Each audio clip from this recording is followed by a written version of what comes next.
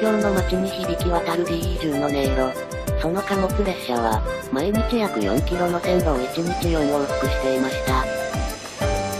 春はコンテナから桜の花びらを舞い散らせ、秋は枯葉を舞い散らせ、コンテナ列車が今日もゆっくり走ります。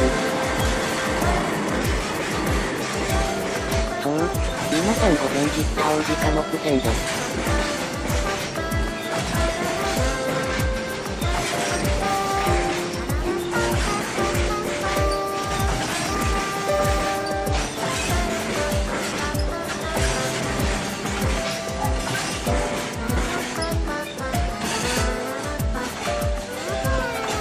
2014年7月にその役目を終えましたが、現在あの線路はどうなっているのでしょうか。デ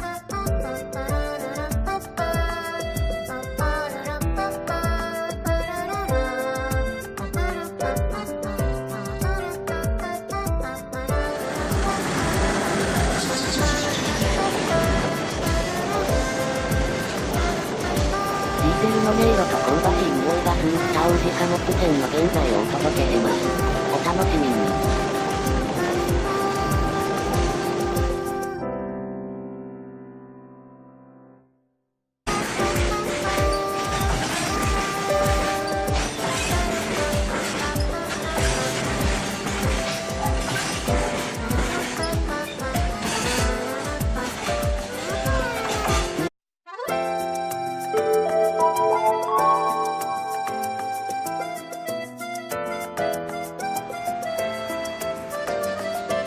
東京の街に響き渡る DE10 の音色。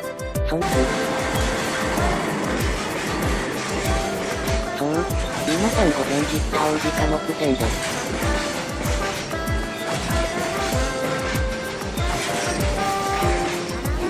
この貨物列車は、毎日約4キロの線路を1日4往復していました。春はコンテナから桜の花びらを舞い散らせ、秋は枯葉を舞い散らせ、コンテナ列車が今日もゆっくり走ります。2014年7月にその役目を終えましたが、現在あの線路はどうなっているのでしょうか。